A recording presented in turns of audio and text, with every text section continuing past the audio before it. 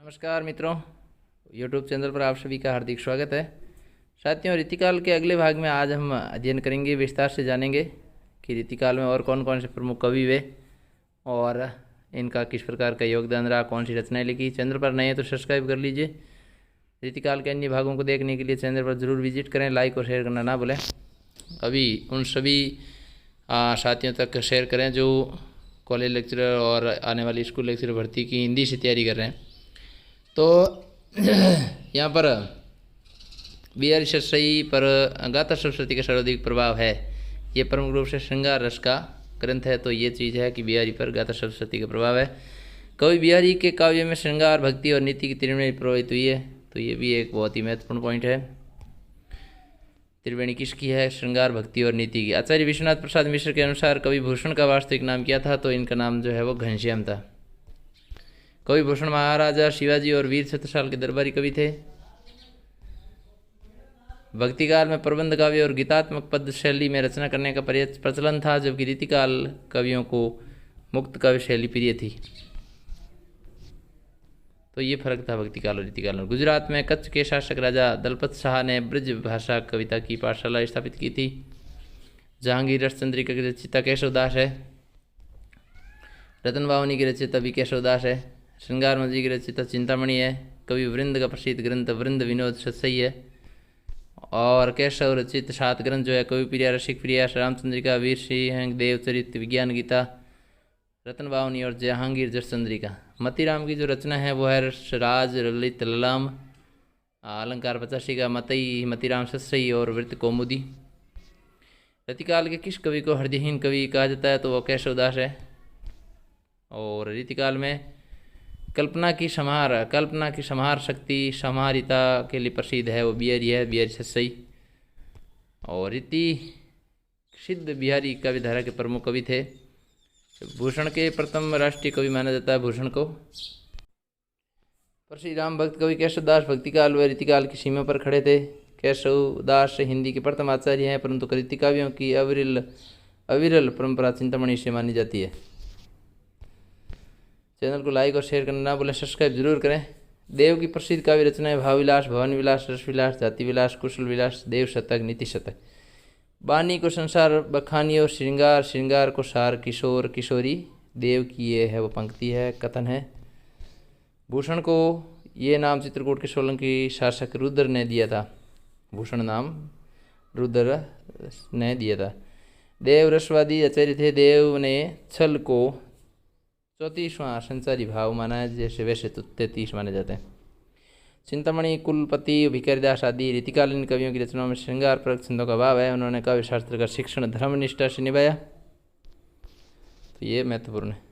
रीतिकाल के वह कवि जिन्होंने अपने काव्य में रीति के किसी भी तत्व का निरूपण नहीं किया वो है घनन, आलम्बोदा और ठाकुर, जो रीति मुक्त काव्यधारा के हैं। इन पर काव्य शास्त्र का तनिक भी प्रभाव नहीं था।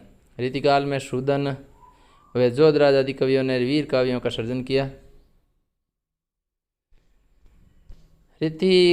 काल में काव्य शास्त्र के नियमों का पूर्ण निरूपण रीतिकाल में ही हुआ। यद्यपि केशव और रहीम ने भक्ति काल में भी काव्य शास्त्र के नियमों का निरूपण किया था। साथियों, आचार्य वामन के शब्दों में विशिष्ट प्रकार की पद रचना ही रीति है। विशिष्ट प्रकार की पद रचना ही रीति है। रीति के 3 भेद किए गए, वैदर्भी रीति, गौड़ी रीति और पांचाली रीति। हिंदी में रीति शब्द का अर्थ है काव्य के लक्षण अथवा उसके आधार पर की गई रचना। डॉक्टर रामकुमार अमर द्वारा प्रदत्त कला काल नाम उपयुक्त नहीं है, क्योंकि बिहारी, मतीराम, चिंतामणि और देव जैसे रीतिकालीन कवि कला की बजाय अपने भाव पक्ष की उच्चता के लिए प्रसिद्ध थे। यह प्रसिद्ध है। उत्तर मध्यकाल का सबसे उपयुक्त नाम आचार्य रामचंद्र शुक्ल द्वारा प्रदत्त रीतिकाल ही है, जो शुक्ल जी ने दिया। रीतिकाल की श्रृंगार प्रधान धारा के बीच वीर रसात्मक वाणी से वीर रस का उद्रेक करने वाले कवि हैं भूषण, शूदन और पद्माकर। रीतिकालीन काव्य की 2 सबसे प्रमुख प्रवृत्तियां या विशेषता है आचार्यत्व और श्रृंगारिकता। आचार्यत्व और श्रृंगारिकता। काव्य में रीतियों की संख्या मानी गई है, 3 संख्या मानी गई है, वैदर्भी, गौड़ी और पांचाली। साथियों, बहुत काम की चीज़ें हैं ये नोट्स, और टेलीग्राम को ज्वाइन कर ले, वहाँ से भी आप ले सकते हैं PDF। काव्य रचना व भाषा संस्कार की दृष्टि रीतिकाल हिंदी साहित्य का स्वर्ण युग कहा जा सकता है। रीतिकाल में काव्य शास्त्र के किस संप्रदाय का प्राधान्य रहा है? तो रस संप्रदाय का। हिंदी साहित्य के इतिहास में रीतिकाल को रीतिकालीन कवियों ने कलाकाल के रूप में ग्रहण किया है। पंडित विश्वनाथ प्रसाद मिश्र ने रीतिकालीन काव्य को कितने भागों में बांटा था? रीतिबद्ध, रीतिमुक्त और रीतिसिद्ध 3 भागों में बांटा था विश्वनाथ प्रसाद मिश्र ने। हिंदी का सर्वश्रेष्ठ नीतिकार रीतिकाल के किस कवि को माना जाता? तो वृंद को। सेनापति ने अपने प्रत्येक कविता एक छंद में अपने नाम की छाप प्रयुक्त की है। रीति सिद्ध कवि है केशव देव और मतीराम। रस सिद्ध कवि, रीति नहीं, रस सिद्ध कवि है केशव देव और मतीराम। बूंदी नरेश भाव सिंह के दरबारी थे मतीराम। डॉक्टर श्याम सुंदर दास ने श्रृंगार काल के उत्तरार्ध को नवीन विकास काल का। केशवदास के मुक्तक काव्य हैं रत्न बावनी, विज्ञान गीता और जहांगीर जश्न के मुक्तक काव्य हैं केशवदास के। उक्तिवेद, चित्रीय और अलंकार प्रदर्शन के लिए प्रसिद्ध रीतिकालीन कवि है केशवदास। कवि प्रिया में अलंकारों और काव्य दोषों का तथा रसिक प्रिया में सभी रसों का विवेचन हुआ है। बिहारी सस्सई में 713 दो है माने जाते हैं, यहाँ 19 बताए गए हैं, तो 19 नहीं है, 13 है। सस्सई परंपरा की सबसे लोकप्रिय कृति है बिहारी सस्सई। देव की प्रथम रचना है भावविलास, तो ये गलती से यहाँ पर लिख दिया है मैंने भूलवश, तो 13 ही है। देव की प्रथम रचना है भावविलास। हिंदी की सस्सई परंपरा सबसे प्राचीन तुलसी सस्सई और रहीम सस्सई है। सर्वाधिक प्रसिद्ध सस्सई बिहारी सस्सई। संस्कृत की गाथा सरस्वती की रचिता हाल, कवि हाल। रसनिधि सस्सई की रचिता है पृथ्वी सिंह रसनिधि। वीर सस्सई में पूरे 702 हैं। ध्वनि संप्रदाय ने उक्तिवेद चित्रीय को काव्य की आत्मा स्वीकार किया है, ये भी बहुत महत्वपूर्ण है ध्वनि संप्रदाय की बताई हुई बात। रीति संप्रदाय से संबंधित काव्य शास्त्रीय ग्रंथ है काव्य अलंकार सूत्र। संस्कृत काव्यों में रीति शैली के जनक हैं भारवी। वामन ने विशिष्ट पद रचना को रीतिका है। आचार्य भरतमुनि ने रीति को प्रवृत्ति कहकर 4 प्रवृत्तियों का प्रतिपादन किया। आचार्य कुंतक ने रीति को मार्ग के रूप में स्वीकार किया है, मार्ग के रूप में कुंतक ने। रीति चिंतामणि ने रीति को काव्य पुरुष, जबकि आचार्य देव ने रीति को काव्य का द्वार कहा है। आचार्य शुक्ल ने रीतिकालीन काव्यों में किन 2 रसों की प्रधानता बताई है? तो शुक्ल के द्वारा श्रृंगार और वीर रस की प्रधानता है। डॉक्टर श्याम सुंदर दास ने रीतिकाल को श्रृंगार काल का है। रीतिकाल के सर्वश्रेष्ठ अलंकारवादी कवि हैं आचार्य केशवदास। धर्मेंद्र ब्रह्मचारी ने रीतिकाल को हास्य युग का है, हास्य युग। रीतिकाल में समाज शैली का प्राधान्य रहा है, ये भी महत्वपूर्ण है। आचार्य शुक्ल ने भूषण को राष्ट्रीय भावना का समर्थ कवि कहा है। रीतिकालीन काव्य की प्रमुख प्रवृत्ति है लक्षण ग्रंथों की रचना। गिरिधर कविराज रीतिकाल के प्रसिद्ध नीति काव्य रचिता है। हिंदी साहित्य से सबसे प्रसिद्ध रीतिसिद्ध कवि बिहारी है। रीतिसिद्ध कवियों ने रीति को सर्वोपरि स्वीकार नहीं किया तथा इस काव्य धारा में काव्य के दोनों ही पक्षों का समान महत्व दिया। रीतिबद्ध काव्य धारा में काव्य शास्त्रीय ग्रंथों की रचना करने पर अधिक बल दिया गया। आचार्य केशवदास का जन्म स्थल कुमेर भरतपुर माना जाता है। हिंदी साहित्य के उत्तर मध्यकाल को रीतिकाल, श्रृंगार काल, कलाकाल और अलंकृत काल आदि नामों से जाना जाता है, जिनमें रीतिकाल नाम सबसे अधिक उपयुक्त, प्रमाणिक और युक्ति संगत प्रतीत होता है। रीतिकाल की अधिकांश काव्य रचनाएं मुक्त काव्य परंपरा के रूप में लिखी गई है। आचार्य केशवदास ने अपनी रसिक प्रिय रचना में नायक के 8 लक्षण दिए हैं। अभिमानी, त्यागी, करुण, कोक, कला प्रवीण, भव्य, लक्ष्मी, सुंदर, धनी, शुचि, रुचि, सदा कुलीन, ये लक्षण बताएं 8। आचार्य भरतमुनि ने अपने का नाट्य शास्त्र में अभिनय की दृष्टि से नायक के 4 भेद बताएं: धीरोदात, धीरोदत्त, धीर ललित और धीर प्रशांत। व्यवहार के आधार पर नायक के 4 भेद माने जाते हैं: अनुकूल नायक, दक्षिण नायक, शट नायक और धृष्ट नायक। रीतिकाल आचार्यों ने अनुकूल, दक्षिण, शट और धृष्ट नायक प्रत्येक को उत्तम, मध्यम, अधम में बांटकर नायक के कुल 12 भेद माने। भानुदत्त की रसमंजरी में सर्वप्रथम नायक के धर्म के अनुसार पति, उपपति और वैश्विक 3 भेद किए गए हैं भानुदत्त की रसमंजरी में। आचार्य भरतमुनि ने नायिका के 8 भेदों का विवेचन किया है: प्रोषित नायिका, कलहांतरिकता, खंडिता, अभिसारिका, उत्कंठिता, इसको उत्का भी कहा गया है, विप्रलब्धा, वार्षक सजा और स्वाधीन पतिका। भरतमुनि के इन 8 भेदों के अलावा भानुदत्त की रसमंजरी में एक और भेद है, पर्वत्स्य पतिका, का उल्लेख है। इस प्रकार भानुदत्त की रसमंजरी में नायिका के 9 भेदों का उल्लेख किया गया, जबकि भरतमुनि के 8।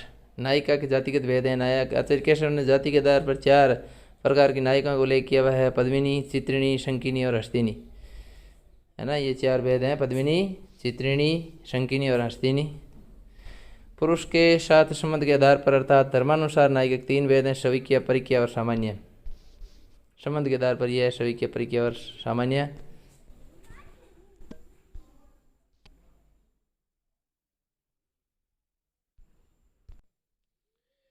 अवस्थानुसार नायिका के भेद हैं। शविक्या जिसमें मुग्धा, मध्य और प्रौढ़ा। परिक्या में विदग्धा, लक्षिता, गुप्ता, कुलता, मुदिता और अनुशयना। रीतिकालीन आचार्यों ने नायिका के जातिगत 4, स्वभावगत 3 और धर्मगत 12 और मानगत 3 भेद धीरा, धीरा और धीरा धीर आदि किए हैं। आचार्य केशवदास ने नायक के 4 भेद अनुकूल, दक्षिण, छठ और दृष्ट बताए हैं। आचार्य देव ने परंपरागत नायिकाओं का भेदों के अलावा कालक्रम के आधार पर गतागत पति का नायक नामक एक नवीन नायिका की कल्पना की है। मतिराम का रसराज, चिंतामणि का कविकुल, कल्पतरु देव का भावविलास और पद्माकर का जगद विनोद नायिका भेद के उत्कृष्ट काव्य हैं, तो ये बहुत ही महत्वपूर्ण है। प्रमुख रीतिबद्ध कवि हैं आचार्य केशवदास, चिंतामणि, त्रिपाठी और कुलपति मिश्र देव, भिखरदास, मतिराम। आचार्य केशवदास की अलंकार निरूपण संबंधी प्रसिद्ध उक्ति है, भूषण बीनू विराजिए कविता वनिता मीत। इटावा में जन्मे देव, जिनका पूरा नाम है देवदत्त द्विवेदी। अभिधा उत्तम काव्य है, मध्य लक्षण लीन, ये देव की पंक्ति है। श्रृंगार रस को रसराज मानने वाले प्रसिद्ध रीतिकालीन कवि है मतिराम, तो ये आप जरूर देख लें। मतिराम का वृत्त कौमुदी छंद शास्त्र संबंधित प्रसिद्ध ग्रंथ है वृत्त कौमुदी। जोधपुर महाराजा जसवंत सिंह का प्रसिद्ध अलंकार ग्रंथ है भाषाभूषण। आचार्य रामचंद्र शुक्ल ने मतिराम, चिंतामणि व भूषण को सहोदर सगे भाई माना, किंतु आधुनिक शोध से ये निर्मूल हो चुका है। रीतिकाल में वीर रसात्मक काव्यों की रचना करने वाले एकमात्र प्रमुख कवि भूषण ही थे। चित्रकूट राजा रुद्र सिंह सोलंकी ने भूषण की उपाधि दी थी। बिहारी निम्बार्क संप्रदाय के महंत नरसिंह दास के शिष्य थे। बिहारी ने काव्य रचना के लिए केवल 2 शैली को अपनाया। रीतिबद्ध कवि रसलीन का पूरा नाम था सैयद गुलाम नबी रसलीन, ये इनका पूरा नाम था। घनानंद दिल्ली के बादशाह मोहम्मद सरंगीले के दरबारी कवि थे। प्रसिद्ध रीति सिद्ध कवि बिहारी का जन्म ग्वालियर के पास बसवा गोविंदपुर में हुआ। रीतिमुक्त कवि आलम ब्राह्मण थे, जो बाद में मुसलमान बन गए। आलम रीतिमुक्त कवि बोधा की 2 प्रसिद्ध कृतियाँ हैं, वीर वारिश और इश्कनामा, ये बोधा की 2 रचना है प्रसिद्ध। रीतिमुक्त कवि ठाकुर की कविताओं का संकलन लाला भगवान दीन में ठाकुर रसक के नाम से किया गया है। जो राजसभा में गौरव पाता है वही सच्चा कवि है, उक्ति ये ठाकुर की है। केशवदास का साहित्य अलंकार और छंदों का अजायबघर कहलाता है। चंद्रशेखर वाजपेयी का रसिक विनोद रस और नायिका भेद संबंधी सुबोध ग्रंथ है। चंद्रशेखर वाजपेयी का रसिक विनोद रस रसिका नायिका भेद संबंधी सुबोध ग्रंथ है। भारतेंदु हरिश्चंद्र के पिता गोपाल चंद्र गिरिजादास की 2 प्रसिद्ध काव्य शास्त्रीय रचना है, भारत भूषण और छंदोवर्धन। कवि प्रिया और रसिक प्रिया के टीकाकार के रूप में ख्याति प्राप्त साहित्यकार हैं सरदार कवि। आचार्य केशवदास के 3 मुक्त काव्य, रसिक प्रिया, कवि प्रिया और नक्शिक है। आगे के कवि रिजी है तो कविताई न तो राधिका कहना ही सोमरीन को बहानो है, में भिखारीदास की ये उक्ति है। कवि सुदन का प्रबंध काव्य है सुजन चरित। पद्माकर द्वारा रचित प्रसिद्ध प्रबंध काव्य है हिम्मत बहादुर सिंह बिरदावली। कुलपति मिश्र का प्रबंध काव्य द्रोण पर्व। कवि पद्माकर द्वारा रचित मुक्त काव्य जगद विनोद पद्माकरण, गंगा लहरी, प्रबोध पचासा, कली पचीसी और प्रताप सिंह बिरदावली। चिंतामणि द्वारा रचित मुक्त काव्य है कविकुल, कल्पतरु, रसविलास, श्रृंगार मंजरी, काव्य विवेक व काव्य प्रकाश। पृथ्वी सिंह रसनीति का प्रसिद्ध मुक्त काव्य है रत्न हजारा। लोगन कवित्व की बो है खेल करी जानो, ये ठाकुर की उक्ति है। दंडी ने काव्य रचना के 2 मार्ग वेदर और घोड़ी और उनके नियामक 10 गुणों का उल्लेख किया है। रीति सुभाष कवित की वर्णत बुद्ध अनुसार चिंतामणि की ये उक्ति है। अपनी अपनी रीति की काव्य और कवि रीति ये देव की है। रीति काव्य वह काव्य है जिसकी रचना विशेष पद्धति और नियमों को दृष्टि में रखकर की जाती है। संस्कृत काव्य शास्त्र के 5 प्रसिद्ध संप्रदाय है, वो है प्रथम संप्रदाय है रस संप्रदाय आचार्य भरतमुनि। द्वितीय है अलंकार संप्रदाय भामय का। रीति संप्रदाय तृतीय वामन का। ध्वनि संप्रदाय आनंदवर्धन का, वक्रोक्ति संप्रदाय आचार्य कुंतक का। संस्कृत का सार्थक का सबसे प्राचीन संप्रदाय माना जाता है रस संप्रदाय। रस संप्रदाय के प्रमुख आचार्य हैं भरत, भट्टलट, शंकुक, भट्टनायक, अभिनव गुप्त, भोज, मम्मट, विश्वनाथ, भानुदत्त। भानुदत्त ने अपने रस त्रिंगिणी और रस मंजरी नामक ग्रंथों में क्रमशः रस के स्वरूप और उसके भेदों और श्रृंगार रस का वर्णन किया। रस संप्रदाय के बाद अलंकार संप्रदाय आता है, जो रस संप्रदाय का सबसे बड़ा प्रतिद्वंदी रहा है। भरत मुनि के नाट्यशास्त्र में वर्णित 4 अलंकार है, उपमा, रूपक, दीपक और यमक। अलंकार संप्रदाय के प्रमुख आचार्य हैं भामे, दंडी, रुद्रट, दब, उद्भट, भम्मट और जयदेव। अलंकार संप्रदाय के बाद 3 संप्रदाय है, वो रीति संप्रदाय है, जिसके प्रवर्तक आचार्य वामन है। वामन ने शब्द और अर्थ के आधार पर गुणों का विवेचन कर वेदर्भी, गौड़ी, पांचाली नामक रीतियों की वहाँ स्थापना की। रुद्रट ने समास के आधार पर रीति की व्याख्या कर लाटी नामक चौथी रीति की परिकल्पना की। तो इस आधार को मानते हुए राजशेखर ने मैथिली और मागधी, भोज ने अवंती नामक रीति जोड़कर इसकी संख्या 6 पहुँचा दी। भोज के बाद मम्मट ने वामन की रीतियों में उद्भट की रीतियों का अंतर्भाव करते हुए उपनागरी का परुषा, कोमला नामक वृत्तियों तथा वेदर, गौड़ी, पांचाली कर्म से एक ही मान लिया। इसके अलावा उन्होंने 3 रीतियों के नाम में माधुर्य, ओज और प्रसाद गुण की को भी स्वीकार किया। रीति संप्रदाय के पश्चात ध्वनि संप्रदाय आता है, जिसके प्रवर्तक आनंदवर्धन है। ध्वनि संप्रदाय सिद्धांत के बाद वक्रोक्ति सिद्धांत आता है। वक्रोक्ति संप्रदाय और संप्रदाय अलंकार और रीति संप्रदायों के बाद समान देहवादी था और रस और ध्वनि सिद्धांतों के समान आत्मवादी नहीं। इन 5 संप्रदायों के अलावा एक छठा सिद्धांत आविर्भूत हुआ और वह है आचार्य क्षेमेंद्र का औचित्य सिद्धांत। भटकेदार का वर्ण रत्नाकर और गंगादास की छंदो मंजरी छंद विवेचन की दृष्टि से महत्वपूर्ण ग्रंथ है। कृपाराम की तरंगी, सूरदास की साहित्य, नंददास की रसमंजी, केशव की रसिक प्रिया, कवि प्रिया, चंदमाला, रामचंद्रिका, सेनापति का कल्प द्रुप, सुंदरदास के सुंदर श्रृंगार आदि को हिंदी रीति ग्रंथों के प्रमुख पहले कड़ी कहा जा सकता है। इन ग्रंथों में श्रृंगार रस व नायक नायिका भेद के लिए भानुदत्त की रसमंजरी, श्रृंगार रस और रस के भेद के लिए उन्हीं की रस त्रिंगिणी और अलंकारों के लिए जयदेव का चंद्रलोक अथवा अपदीक्षित का कुल्यमाला इस युग के कवियों के लिए सर्दी गिरे रहा।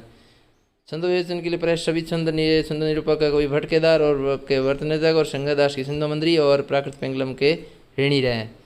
तो अगले वीडियो के लिए इंतजार कीजिए और रीतिकाल का जो बचा हुआ है चैप्टर है, भाग है, वो वीडियो अंत तक देखने आप सभी का बहुत बहुत धन्यवाद। चैनल को लाइक शेयर जरूर करें इसी प्रकार नई नई वीडियो देखने के लिए। थैंक यू साथियों।